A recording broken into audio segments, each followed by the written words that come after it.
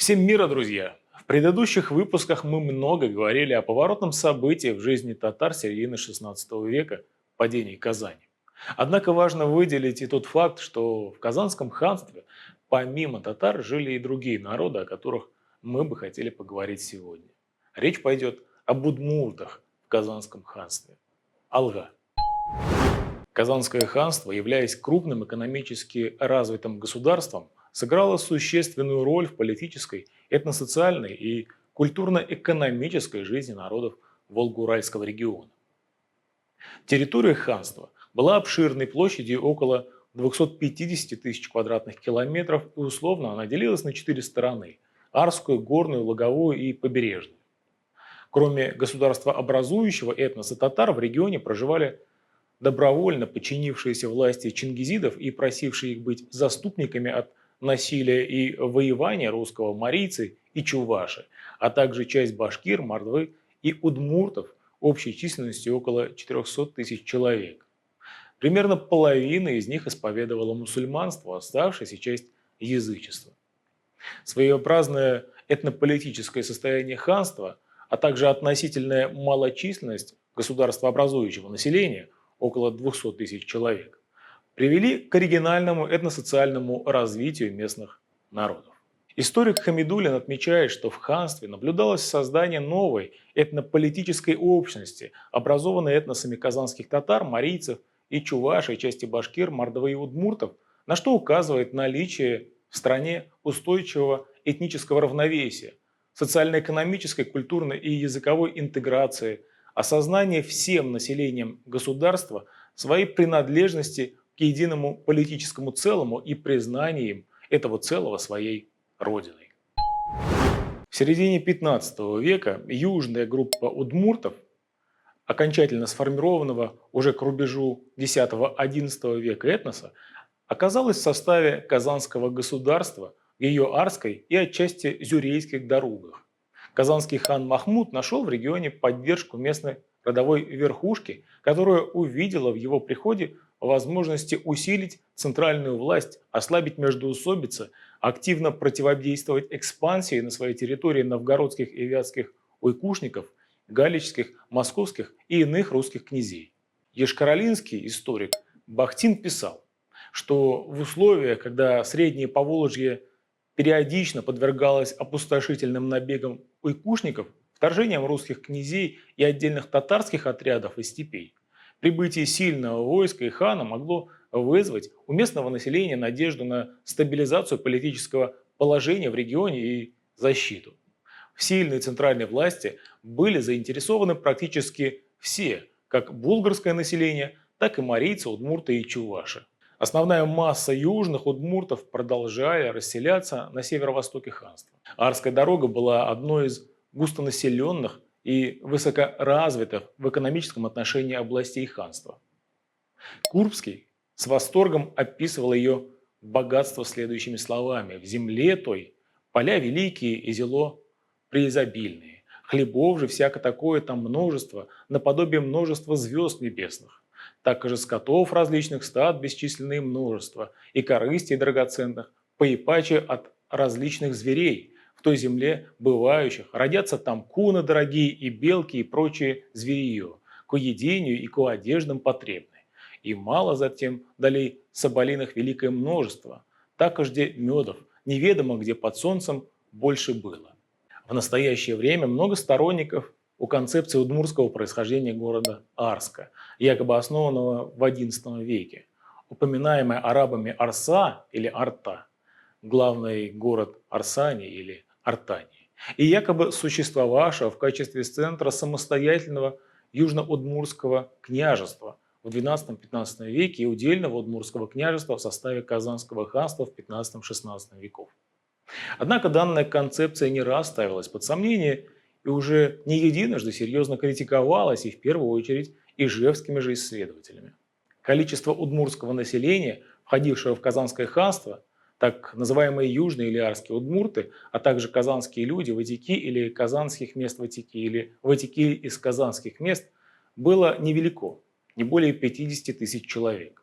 Примерно с 1468 по 77 годы в состав ханства входило также северные удмурты.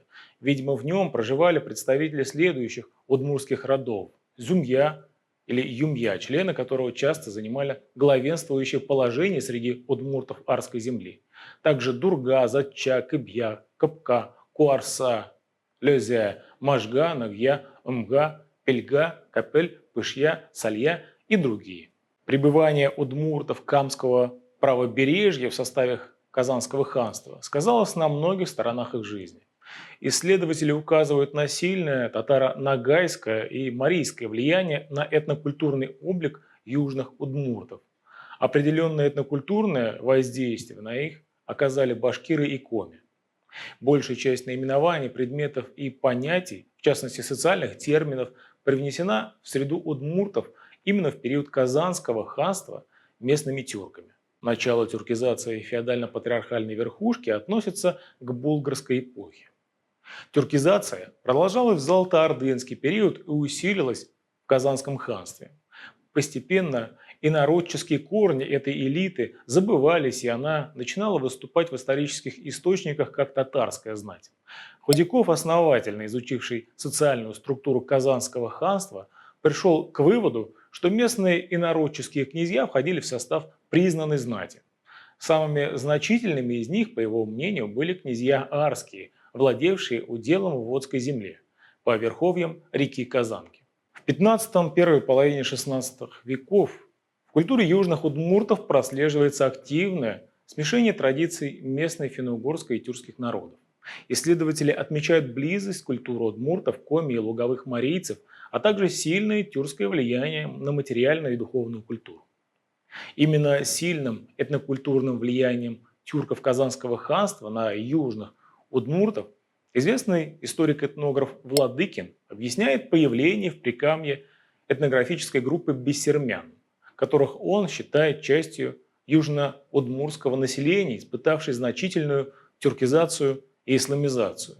В русских источниках XIII-XVI веков термином бессермяне именуются мусульмане, какая-то часть волго-камских булгар, а также татары. На сегодняшний день практически все исследователи единодушны с географическими Арская земля и хронологическими период Казанского ханства рамками этногенеза бессермян. Однако с этническими компонентами и элементами их этногенеза, а также с пропорциями этих компонентов и элементов до сих пор не все ясно, так как в русских письменных источниках XVI-XVII веков они именуются чуваши, в документах XVII веков и чувашами и бессермянами, и лишь с конца XVII века только бессермянами. Однако при этом сами про себя удмурты говорили и говорят: мы прежде были татарами, мы из татар, а сейчас удмурты. То есть подчеркивают свое татарское происхождение и ассимилированность в угро-финноязычной среде. Основная часть южных удмуртов, как и северных, являлась язычниками. Система язычества удмуртов, имевшая много общего с верованиями других финно-угорских народов региона, характеризовалась значительной сложностью и развитостью.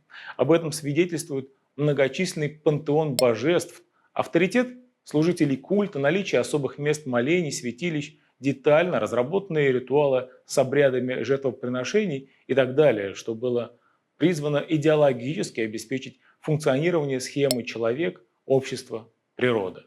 В социальной структуре южно-удмуртского общества периода Казанского ханства заметную роль играли служители языческого культа. На собрании членов общины Кенеше, то есть совет, избирался глава общины Тюро, его помощники, которые при посредничестве сотных князей регулировали взаимоотношения удмуртского подданского населения с царскими князьями. Постепенно при поддержке татарских мирс, которые нередко были кровно связаны с удмуртской знатью, установились несменяемость Тюро и сосредоточили в своих руках значительную власть и стали обогащаться за счет простых общинников черных людей. Со временем они стали мелкими землевладельцами. Укрепление власти Тюро было выгодно казанским феодалам, так как это обеспечивало бесперебойность поступления ясака в правительственную казну и в то же время значительно снижало возможность возникновения этносоциального напряжения в регионе.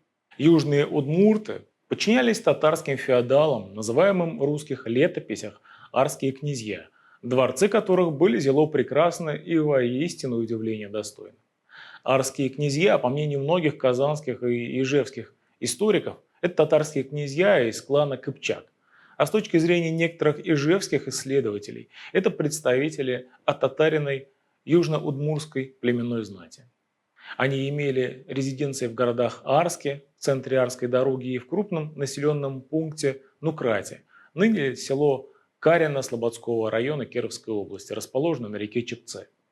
Как единодушно отмечают многие ученые, арские князья играли выдающуюся роль в политической и социально-экономической жизни Казанского ханства, что подтверждают, например, события лета 1496 года, когда случился мятеж князей и изгнание хана Мамука, или июля 1530 года, когда случилось бегство Сафагирея из Казани в Арск, а также события взятия Казани 1552 и Первой Черемисской войны. Следующей за арскими князьями ступенью иерархической лестницы, представленной удмуртами на территории Арской земли, были сотные князья Эль-Еры. Из среды удмуртов, как и из числа других народов ханства, рекрутировались и прослойка военных казаков. Так, челобитные арских людей о прощении и направлении к ним посольства с жалованными грамотами Ивана Грозного 2 октября 1552 года привезли казаки Шимай и Кубиш. Положение основной массы южных удмуртов, калык или кара-калык черных людей, было нелегким. Кроме основной подати ясака, подчиненное феодалам население платило оброк с возделанных земельных участков, налог с дома, подушный налог, запросные деньги и так далее. Денежные платежи дополнялись натуральными повинностями, поставками продовольствия для войск и фуража для конницы, поставками продовольствия для проезжающих послов, чиновников, курьеров. Разнообразным характером отличались и пошлины иного плана – судебная, свадебная, дорожно-мостовая, торговая, за провоз товаров, судовая, с лодки и других судов. Однако активное участие в защите Казани и дальнейшее активное сопротивление 1552-57 годов и последующих черемисских войн свидетельствует о том, что формат существования в составе Казанского ханства их устраивал больше, чем в составе Московского княжества. 10 октября 1552 года весь край юридически покорился русскому царю. Однако уже спустя несколько недель в Среднем Поволжье началось восстание за освобождение Казанского ханства. Одним из его центров стала Арская земля, где отряды повстанцев состояли в основном из татар, удмуртов и марийцев. Только подавление восстания 1552-57 годов привело к тому, что вся основная территория проживания удмуртов и южных, и северных полностью и окончательно вошла в состав московского государства. Друзья, в будущем мы обязательно вернемся к истории удмуртов. Пишите ваши отзывы по нашим выпускам в комментариях. Подписывайтесь на наш канал и знакомьтесь с историей вместе с нами. Мощный удмуртский лайк тоже приветствуется. С вами был Ренат Хабибуллин и Татары сквозь время. Ассаламу алейкум, сау будагас. И до новых встреч. Пока.